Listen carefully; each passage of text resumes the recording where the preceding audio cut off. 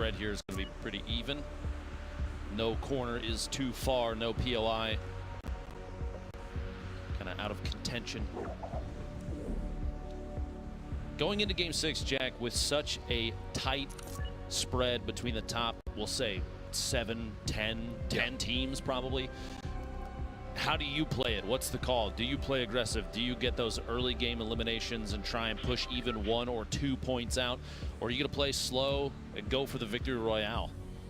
I go for a normal style, and it sounds cliche, but here's why. A lot of these guys who popped off and had these monster games, it's not because they're getting 6 eliminations off the break or W keying mid-game.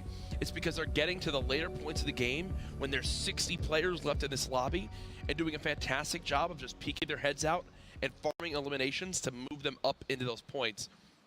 You see the little fun fact there about Tfue's damage dealt, damage taken. Pretty impressive stuff, as they have solo claimed Frosty Flights, and people know this is where Tfue lands. Looks like no one wants to challenge him early on. This is a pretty solid shift, too, from, if you recall, back in the day before this season started up and we had the Glacier collide with the map. That southeast corner was kind of the go-to. It was a really highly concentrated material drop. There were a lot of chests. Loot was abundant.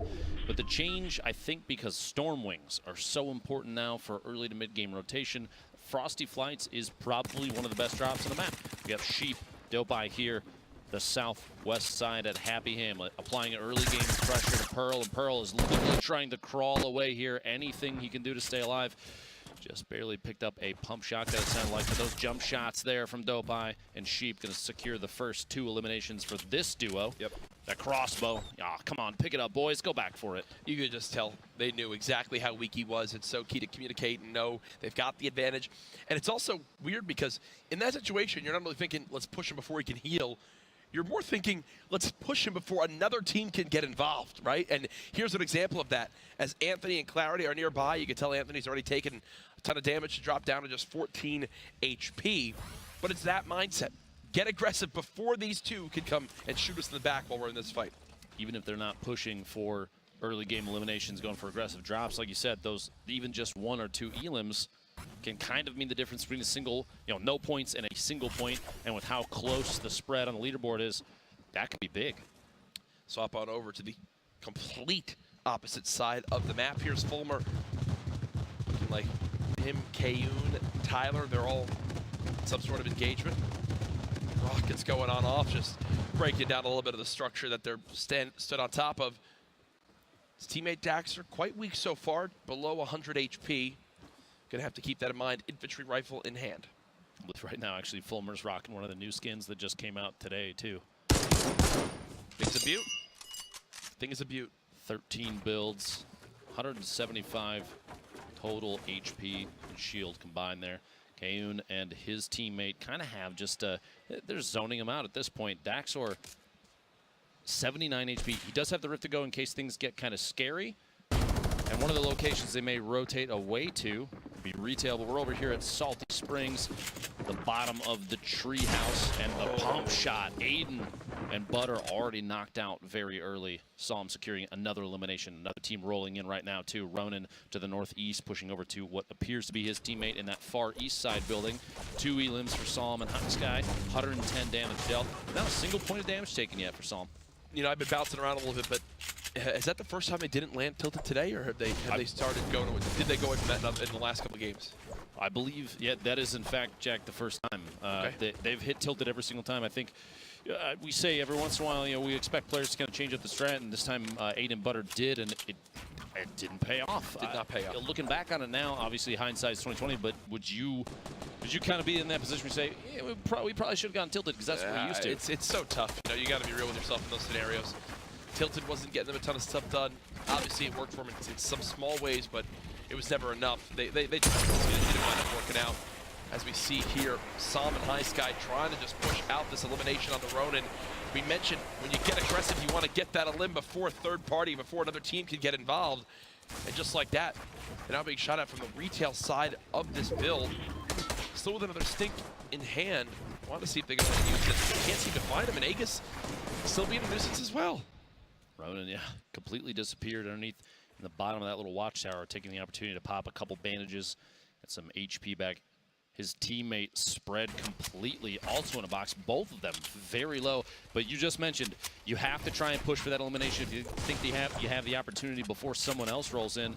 And there is another team, Jae Young down there, getting eyes on him, running very low. The rotation here around the outside, saw him trying to pick an angle while his teammate pushes in, and can't believe it, but he got it. A 1v1 now, both have their teammates just barely alive. High Sky takes out. Psalm couldn't hold down the button, and he loses his teammate. Oh no, this is not good. Secures the thirst. That elimination is very important. Puts him at 3, and if he gets the third one, sorry, it'll be a point for his team. But he's without a teammate now. He had to let go of the pickup. He wasn't fully built in. It looked like he panicked for a second and just thought he could go for the res. That's not the case, and now you see the 2 other players close by. Look at the mini-map in the bottom right. There's all sorts of players all around him. A Stormwing flying overhead. What looked like a free elimination onto Ronin winds up being Ronin turning things around at 10 HP, getting the knock on the 1, and then at least an elimination on the trade. Aegis is rotating away. Looks like he doesn't want to be a part of that. I think knowing full well that Blind and Jae Young, or at least another team, is sitting nearby south side of this little the watchtower. Psalm is going to try and loot up, finish cleaning up anything that he's left behind there, and potentially maybe getting pushed soon. But this is not the only interaction we've got going on here. Kevy also and his teammate, which we'll kick over to here in just a second. J-Mock down there. This is where Aegis, you see Aegis still rotating away in the background over there. J-Mock very, very low. Bouncing around each other right now. Kevy just trying to secure kind of the perimeter there. J-Mock 0 elims. Kevy with 2 of his own. Not doing too bad. Some shots coming in. It's like German JDW, kind of our underdog team. Underdog. Those two are so used to playing together from a history of running duos that it would not surprise me if they have a pop-off game here in Game 6 for Secret Skirmish, the Duos Day. It just kind of comes natural for them. They're playing together for so long and splitting and now being randomly... It blows my mind, the luck of randomly getting chosen and put back on the same team. Imagine if it was like Tfue and Cloaksy, the amount of there would be a riot here. There would be rigged would be the whole chat the whole time. Nothing but chat. As now Kevy and J-Mock continue to farm on up as much as they can. Stormwing flies overhead. You saw on the map, still 81 players remaining as the first zone closes. In just 7 seconds, action going on everywhere. One of the main focuses to this point, Nick Mercs and Harmful. Looks like they've now left Tilted Towers as the zone is pushed on in. 0 limbs to this point, Lupo. Shouldn't be a big deal. They've had a number of at least decent games. Hoping for a big push here from Nick. Drop a huge bomb like he did, I believe it was at Twitch. He had aimed a shot at Zexro. And there, it looks like there was a slight miscommunication because Nick went to go fire the heavy sniper, but his teammate shot first instead. And by shooting, they got the wall down. They popped the rip to go. Are they going to try to rush this and use this as well? Looks like Nick's absolutely I think so, because they're far from the zone. He got it. He got it in time. And now Nick can fly towards the new zone, which I think this is super smart. He is taking some damage in the sky, though. Fun fact there on the left side of the screen. And Nick and Harmful are averaging 5 elims a match right now, which is huge. Zexro very low up top, and neither of them, Harmful and Nick, could land that drop up rocket with launcher. Zexro. Nope. No luck. A Chug Jug, though, a full shield. Nick's going to pop that real quick. Harmful picking up the Chug, and we may see him use that as well, potentially. Nope. They're opting to pop the Chug on Nick. Yep. Honestly, probably not a bad idea. The use time of that Chug Jug puts you in such a bad position. Exactly. You have to use it. Oh my God, he had to stop. Ifa and Schmeck spotted him. He was about 3/4 of the way done with that, had to quickly stop and play his life. Still 80 players left. They're not in the zone as of yet. Fights going on all across the map as we'll continue to update you guys on where exactly all your favorite players stand. Remember, last match tonight, we will know the winners of the duos competition here at the Secret Skirmish at the end of this game. Tomorrow, all solos all day. Notice Ifa has literally been dealing damage like crazy all game, but no eliminations yet. 500 plus damage dealt, 31 taken, 0 elims. Which, by the way, Dopeye and Sheep are the only duos team right now with 4 or more elims. That's a point for them. Nobody else has reached that point just yet. J-Mock and Kevy still alive, starting to box up next to their opponents, and you're going to see here J-Mock might go. We've seen J-Mock hit flicks all day. Yep. If you watch the stream at all, one of the fastest flicks I've seen from any player. It would not surprise me to see him do something similar right here just a second. Especially that legendary pump shotgun can hit like a bus. 220 max damage up close if you hit everything. Get a full crit there. He's going to need it to hit like a truck right now when you look at how much health he has compared to Devious and Monster. Across the bridge, you see Ghoul alongside his teammate. Geomach just trying to see what he can do with just 53 health. Such a low position of HP to be in right now with two players above 100 HP in front of him. Looks like Kevy was able to apply a little bit of pressure, got some taps on Monster, but he's going to pop Minius and top back off at 150. Devious and his Gold trying to look for an opportunity. They don't know that Geomach is low, but like you said, the attempt, the shot through, quickly editing a window to take an opportunity through Geomach's window and can't land it. Kevy applying pressure from above and does get hit, which means pressure might shift here. Geomach and Kevy might have to pull back in just a second, which might mean Devious and Monster have an opportunity to push. Depends on whether or not they heard the shield break on Kevy. That sound, it's audible to these guys, and they'll know that it happened. You may see aggressive play here from Devious and Monster in just a second. They have combined under 150 HP for Geomach and Kevy. An abysmal spot to be in. Keep in mind, though, the 50 health on elimination, which can be so key in this matchup. Monster and Devious just taking their time. They're in no rush. You hear the rifts being used all around. This zone about to finish closing in the next few seconds. As we'll wait and see exactly where it'll rotate to next. Storm Sturge still going on. And they're only 34 damage ahead, so Monster and Devious have to keep watching this. Be careful. If someone else does just enough to pass them, that damage threshold will shift. Player goes down. You see some pressure have to happen. 6 clingers, 198 medium ammo, 21 shotgun shells, 2 minis. There's a team that just rifted from Wailing Woods. They are just now flying in from Wailing Woods, which is just absolutely nuts. Here's Blue T and Zate. Blue T not on the high ground, 138 HP to his name right now. 70 builds still left. They're going to have to reset for a moment. As you can see, Zate was very low on HP. It would not surprise me to see Blue T drop a full shield here in just a second for his teammate, and there it is. Any opportunity to get it looks like they swapped. So I was wondering why he didn't finish using his big shield. It was because Zate called out and said, no, I've got a slurp for you. He drops a slurp for Blue T. They are falling on down right now. Legetian down low, gets eliminated. There's the little health buff for Zate and crew. See, that's the first elimination for this duo. Teammate still all the way up top, has the high ground, but there's no opportunity to push down and try and get the pickup or push for a knockdown on either one of these players, Zate or Blue T. So kind of sacrificing his teammate. Landjock's going to have to look for a rotation away or maybe get aggressive. It would surprise me at this point if Landjock chose to push on this, but he's got no mobility in his inventory, no launch pad, no rift to go. He's going to have to wait for these guys to roll away from him unless he wants to take a big risk and push down on top of Blue T in the middle of this, and that may or may not be what he does. We'll have to see here in just a second. He's rotating away, just kind of keeping his eye on him. Maybe sneak ahead as they rotate southeast. They don't have a long way to go, but they still have a way to go. And Landjock's going to have to rotate out into the storm, take a little bit of damage, but anything to keep himself alive over sacrificing the game. This game 6 here, the last game of the duos. As Landjock gets lasered by Blue T on the rotation in and gets caught off guard. Blue T secures that one. The second elim, they're able to secure both those. That was like 150 damage in a matter of moments, but we are about on the way to our third zone here. It's time for a little mid-game update from the man himself, Sundown. Thank you so much, Courage, here with the last Sundown rundown. We're going to take a peek of Chap and Cloakzy, 2 favorites early. Got to be able to execute on your 1v2s. That's what this is right here. A fantastic hot swap from Chap, making sure he's putting out that max damage. You see Cloakzy firing for him the whole time. High Sky and Som. We caught Som's really good 1v2. Here's High Sky making sure he's capitalizing on Butters and Aiden, executing on that push. Sheep, 1-man wrecking crew early, putting all those shots down on Clarity, earning himself 3 elims, so him and Delphi going in with a point back into the game. Thank you, Sundown. Another incredible rundown. I like that name right there. The Sundown Rundown. I think that's going to be a thing. Yeah. Tfue and J-Truth, I had the opportunity to talk to them earlier, and here they are.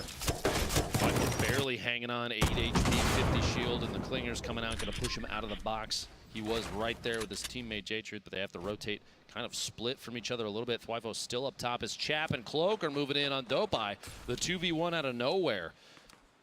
That stink grenade causing some zoning issues there. Tfue going to try and move up. Sting's going to keep him back. Chap and Cloak trying to just claim the pinch on Dopeye right now. They want this elim. They're hungry. Chap getting every bit of materials he can get. They know Dopeye's nearby. It looks like it's time for him to make a move. Spraying down the wall. Dopeye, we know he has no shields. I don't know exactly what information Chap has to this point. That's a huge tag, and there he goes. Cleaned on up. 3 eliminations now between Chap and Cloaksy. 1 away from earning themselves a point. The timing on that was actually extremely impressive. I don't know if you noticed, but Cloak was shooting down from above. They claimed ownership of technically both walls because Chap was just spamming the first one down. Cloak was above. A pinch like that, it doesn't matter how fast you're turbo building and how, you know, what your DPI is on your mouse, you can't outbuild that. Now, I believe Cloaksy and Chap were in 14th place at 3 points. So, again, a team that is absolutely within arm's reach of earning themselves a top spot today. J-Truth and Tfue. Nearly cracking him with that heavy sniper shot. Will pop the mini in time for the slurp to tick over 150 health. Nicely done by them. As you hear that, that means a storm surge has begun again. They are well ahead of the damage threshold. Your bottom right, though, Tfue, Demo, the stars from game 1 of the day. A single elim and Demo goes down.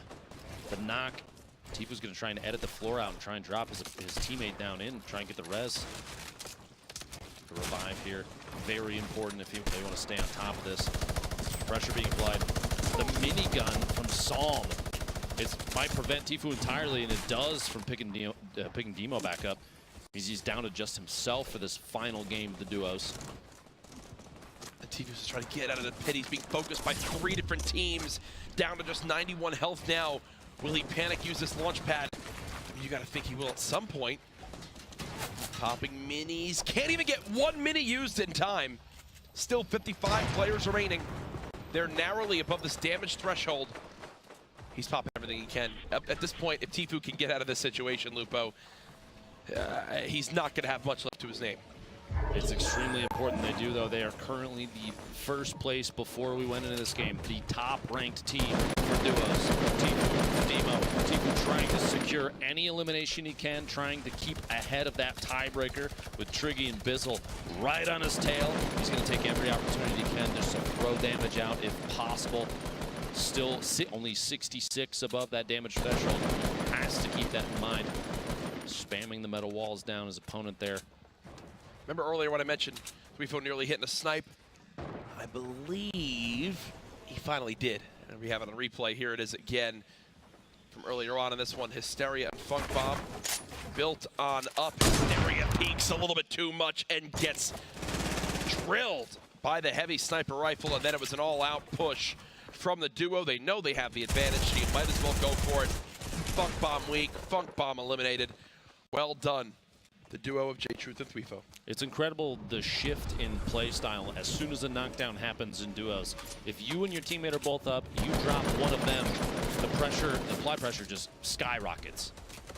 And Tfue is getting lasered from the same team up on this hill, down to just 69 HP right now. He'll pop the slurp and then 2 minis, and then you gotta think it's launch pad time as he still has to move into the zone. Checking to make sure all of his weapons are reloaded. J-Truth now at 4 limbs between this duo. They're at one point this game, Lupo. J-Truth and Tfue, are sitting probably in a better position than almost anybody else, especially because 8 RPG shots remaining.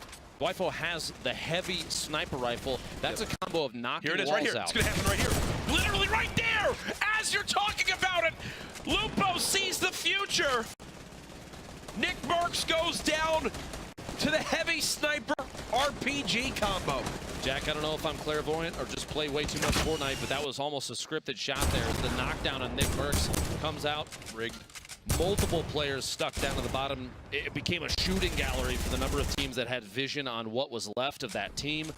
Multiple elims picked up, but it looks like J-Truth and Tfue stay at 4 total. That's still a point. Flossen's still alive. Here it comes again. Here it comes again. Number 2, back to back.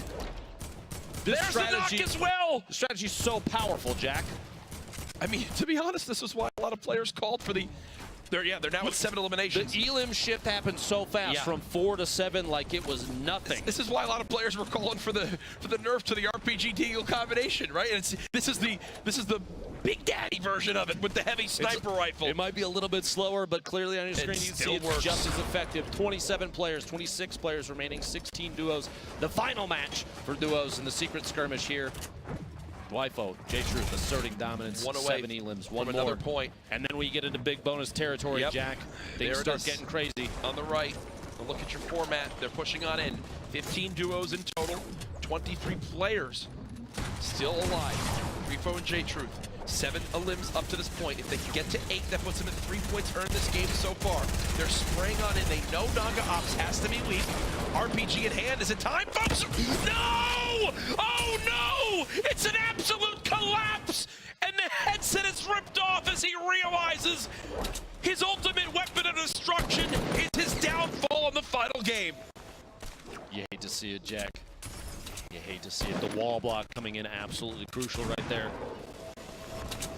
Ronaldo and Saf still alive. The ultimate high ground here, dropping down. Maybe a trap opportunity on his opponent. Saf's trying to push out of the storm. Say just barely ahead of it.